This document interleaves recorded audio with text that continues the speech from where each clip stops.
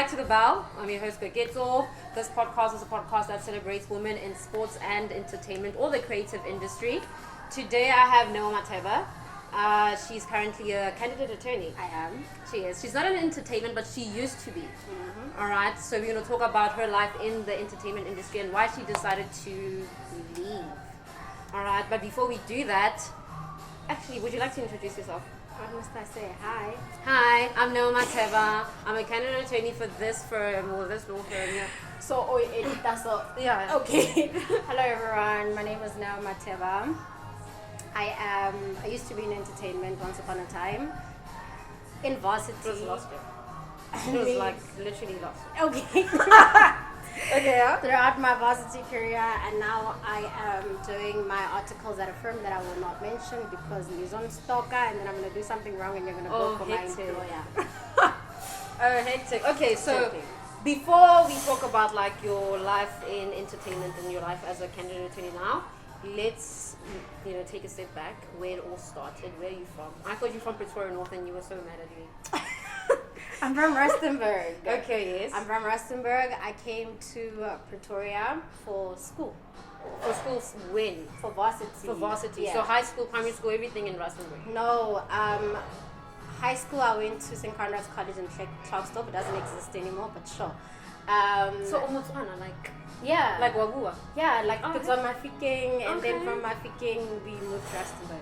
All right. And then my family, my mom's still based in Rustenburg. And how was your childhood growing up? Like, what did you like to do? Did you have any siblings? Did I have any? So are my siblings still alive? Yeah. No. Do you have any siblings? Ask me. I have two older brothers, and then I'm the only girl. I don't know. My life growing up was very academic. For the most part, I think the academic part of my life stopped when I got to varsity. Not stopped, but I then got exposed to things like entertainment in varsity. So when that nerd side of me sort of, I don't want to say died down, but like I explored other parts of my personality. Yeah. So in school, like, what did you do? Like, did you do anything outside of school, like sports or like cultural activities? I played netball. I was in the school choir, so I can sing. Did you know that about me? No, I didn't.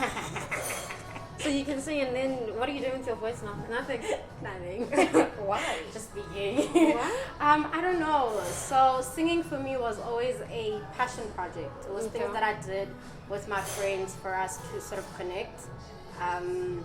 So to sort of sing without them is weird. Like. So nothing by yourself? Like, do you still like sing and like? No, not even in the shower. Really? No. Oh, hectic. Yeah. So you like to sing, and then I didn't say I liked to. I said I used. Okay, you used to like to sing in high school, right? Yeah. And then obviously in high school, that's where we choose our career paths, like our subjects, grade 11 and stuff, or grade 10. How did that go about with you? Like, did you always want to be a lawyer? No. So in high school, I took science, I took engineering, and I took IT. So I took EGD. Goodness. Why? Yeah, very technical. I don't know. I can't tell you why. IT, I was very interested in IT, so that's the one thing that I wanted to do with my life. And then engineering, it was really very easy. You just draw. So yeah. And then, so I like easy marks, like I go past. APS going up. Yeah. I get what you're saying. And then science was really just to open the. You know how they tell us, like, oh my gosh, just take science. Like, it opens a lot of doors, especially if you don't know what to do. Yes. Yeah. And because I wanted to be a dentist. Oh, but I took biology in grade 10 and then I dropped it. When they started doing that first subject, first class, and they did leaves, I said, Yeah, you're like, I'm not doing this. This is not for me. But I still wanted to be a dentist, and then that changed. So when you took those subjects, what was the train of thought like in terms of your career? Like, was it like IT? That's no, where I'm heading. it was, I'm going into dentistry. Oh, really? Okay. And then what happened then when you got to varsity? So I once had a chat, guys, a story. I don't even think I must tell it on camera because it's so embarrassing. No, come on, we're comfortable. We got her. Yo, the one day I was driving the car with my brother, and we were obviously talking about career paths. And he told me that Patrice Motsebe did a BCom law, and he's rich. That is so. Yeah, go on. So is it? So yeah. Oh. I many to become law. That is so funny. But the truth about it is, in grade 11 and matric, I realized that I really loved maths as a subject, and I was really good at it. And I was also really good at English and public speaking. And, we did Toastmasters and stuff like that. We'd get into debates. So I obviously exploded beyond Patrice Motsepe. And I was like, so my brain is I don't know if you call it a dual brain, but I find balance in numbers and I find balance in words. And that's exactly what Become Law offered me. It offered me the side that speaks to maths, economics, business, and then it offered me this part that speaks to legal, be serious, English. Oh, okay. Yeah. So then you applied for Become Law, and then that's what you got into. Yeah, I applied for dentistry at Wits. Safe to say they don't take me. Okay. I applied for dentistry at Wits, and then law at Stellies and Tux, and then I got into both. Yeah, I really wanted to go to Stellies. Let me tell you. I mean, you went to Tux. Basically, okay, Tux is better, but Yeah, Tux is better now. Like, I made the good decision. But if it was up to me back then, I would have gone to Stellies. Oh, okay. So you went to Tux. So how did that actually, expose you to the entertainment industry? Okay, remember I said my personality, I was a nerd, and then... Yeah, varsity people, freedom, people come out. Yeah, so, how did I get exposed to entertainment, Oaks? I remember I went to I've only ever been to one homecoming event as a patron. It was at Botanical Gardens. It was a picnic. What a dark time in my life. I went to that, and then I saw somewhere that they were hosting interviews, and I was like, let me just... To be honest, I just wanted some extra money as a student. Yeah, 100%. So I was like, let me just apply, and then my foot was in. Okay, so you were an intern at homecoming. I didn't know that. What did you think I did at Because when I got into homecoming, you were at Lawk. So I was like, yes. No, yeah. So I was an intern at homecoming, and then at end of an era, I wasn't initially working under... So wait, when did you start working at homecoming as an intern? I think it was 2014, 2015, I guess so. Okay. 2014, 2015, because I know there was a time when I stopped, because that's when I made Haka. So I stopped at a year, and then that's when I started with Thuli. So I did homecoming, Thuli. Oh, okay. Yeah. I don't know if I just did Thuli or Lawk, but... Yeah, Lawk. I did Lawk.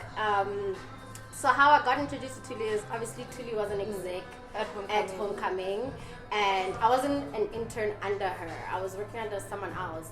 But we were having one of those late nights preparing for end of an era, and Thuli needed help or something. I don't want to mention who was under her, but the person who was under her wasn't doing what they had to do. So I just stepped in because I had nothing to do at that time. Okay, And then come end of an era, Thuli took me and said, be my right-hand person. So at end of an era, I was working directly under Thuli. What a fun time. I would go back. When did you stop, actually? Like maybe 2 years ago, no? Working for Thuli. I stopped working for Thuli when I started with my articles. Oh, okay. All right. And then Lawk. Yeah, so but okay, besides Lawk, you also did stage management, and I think that's very interesting because most people don't talk about that. And I only got exposed to stage managing when I actually got into the industry. I was like, oh shit, there's such a thing. Yeah.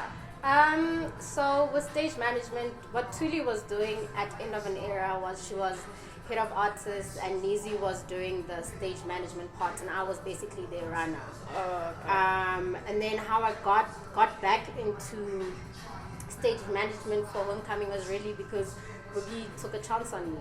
Oh really? Yeah. And then you just started and then getting used it just to it. became a thing. I did Tux Freshers for homecoming, and then it just became a thing. Then we did Tony Food Fest. Yeah, I remember that. And then he took me to Sun City, and then wait, what? Lawk Fest? Do you do stage management there as well? No, at Lawk Fest I've never done stage management. So Lawk Fest I was doing something else. Oh, okay. Yeah. Okay, that's very interesting. So now, for someone who wants to work for the Lawk, right? Actually, what is Lawk?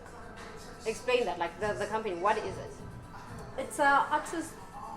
I mean, I don't think I'm the right person to ask that because what if I said wrong? Yeah. But it's an artist management, artist booking company. So when I first started with Thuli, we were doing booking. So I started with Tuli while with Lawk. Yeah. When she was still establishing her company. Mm-hmm. Because of the relationship I had with her at Homecoming, when she started her own company, we worked really well together. So it was a thing of, let's just continue and please help me when I need help. Yeah. So that's how I got into Lawk. Oh, okay. Yeah, through being a hard worker. So it's just hard work. It's just my whole story. So for someone who doesn't know how to get into this industry, how would you advise them to do that?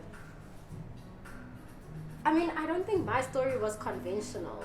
I don't think everyone else's story is. That's the thing. Like, so where would you advise a young Neo Matheba, like, hey, yo? In terms of working stage, you said, sorry, please repeat your question. So that just to enter the industry. So like, they want to enter the entertainment industry, but they don't know what to do. Where can they start? I say expose yourself to the event, be more interested, like be interested in a little bit more than the groove, because it's more than groove, right? Yeah. And you know that because how many times have you worked at a homecoming event and actually grooved?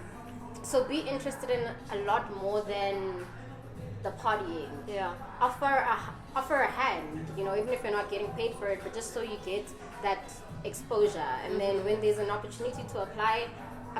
And even when you're volunteering, I think volunteer with your heart. Don't just volunteer because or whatever.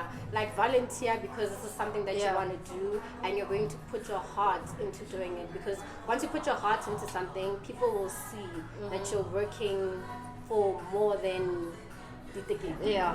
Okay, and then like what would you say is the hardest thing with like working with artists? I know. You're always stressed. Whatever you do with artists, you're always stressed.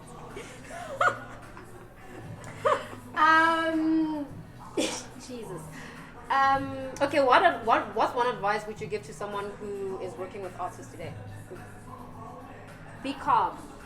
Okay.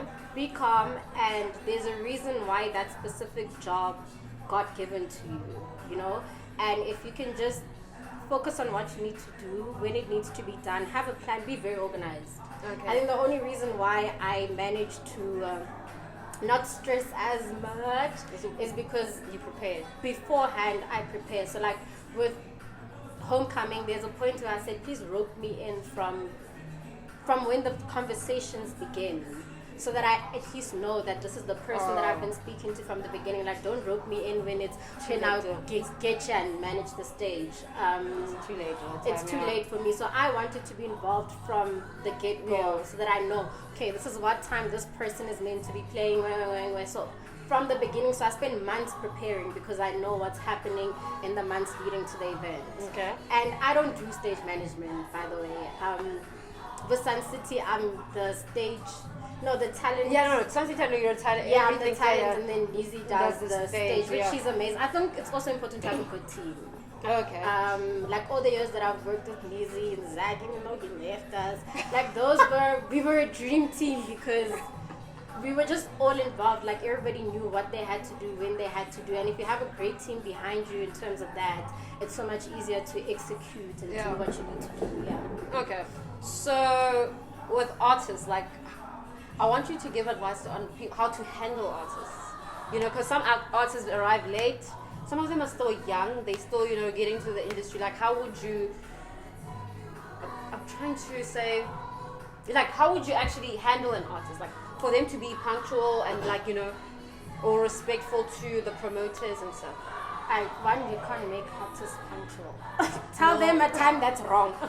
So give them. This is also something that I learned through my journey with Lawk and through my journey with Tuli. Yeah. So watching Tuli work at End of an Era made my life at Homecoming a lot easier because Tuli always said, like, these are normal people. So if I don't know which celebrity, which artist is huge, but if that person was to walk in, don't look at them as, oh, this is Mang Mang. Look at them as, this is someone who has something to do. So don't be a fangirl or don't be a fanboy. Just do what you have to do. And even if it means you step on a few toes, even if it means you have to step on a few toes, let that be that. You make sure that you do your job and you get it done. All right. Yeah. And then what made you decide to leave the entertainment? To go to get into corporate? I always knew. Really? Like even when you were an intern and still at Look, you were like, this is not Long time. always knew. Really? Why? Yeah, I always knew. It's one of those, like, I'm very big on defining who you are and where you want to see yourself. And where I wanted to see myself wasn't corporate. I always wanted to be a corporate hand. I always wanted to wear the robe and go to court and, speak for people. Yeah.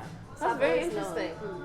So the journey to leave entertainment, it wasn't that hard. Like that decision, it wasn't. I mean, leaving Lawk was not an easy thing because I'd been with Tuli for like 4 years. And that was obviously like a bond that we built. Yeah. So it wasn't easy, but I knew towards the end that I can no longer offer you what your company needs to grow. And I think there's someone better who would give their heart to it. Because remember I said don't do something if your heart is not in it. And my heart was no longer in it because I knew that this is where I want to ultimately end up. What would you say is your purpose in life I at don't the know. moment? I don't know. I'm still trying to find it as well. Really? So what are you living for right now? Admission.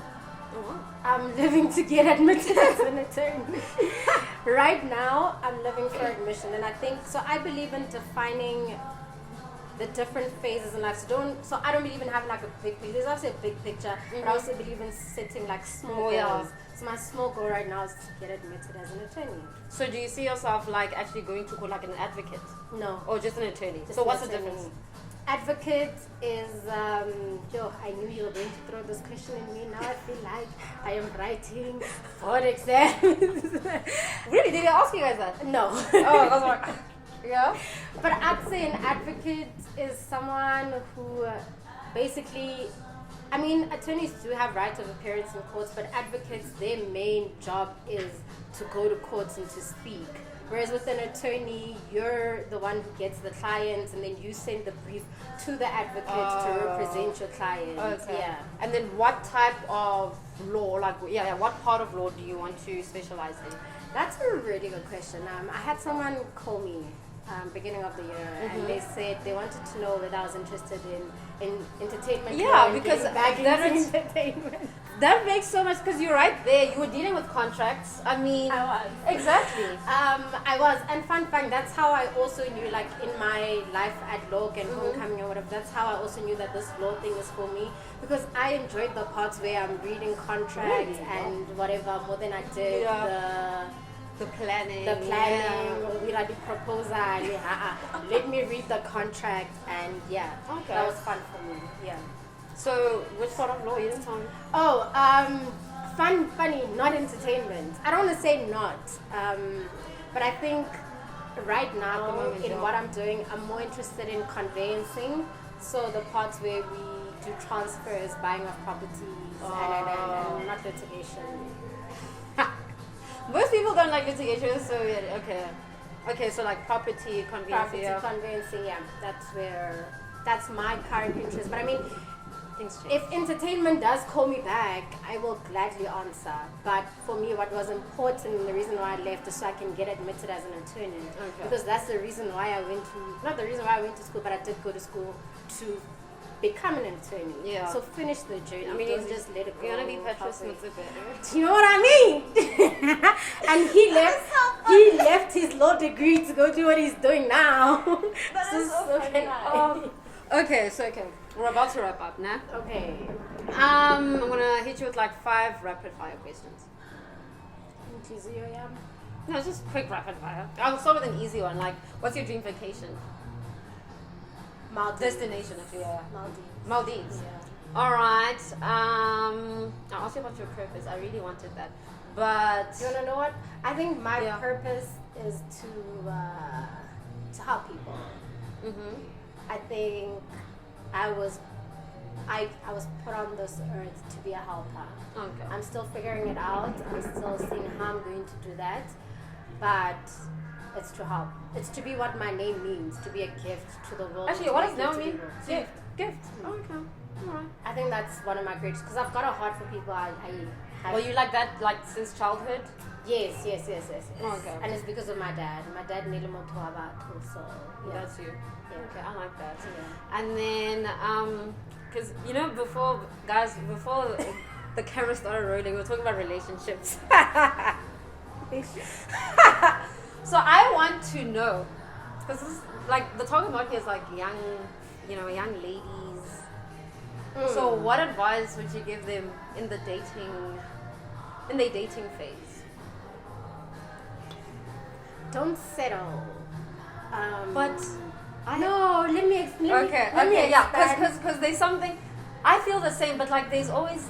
Okay. I mean, you always settle on some things, but I think figure out what the core things that you're not willing to compromise on are. And if you meet someone and they do something that doesn't speak to those core elements that you set for yourself, don't settle.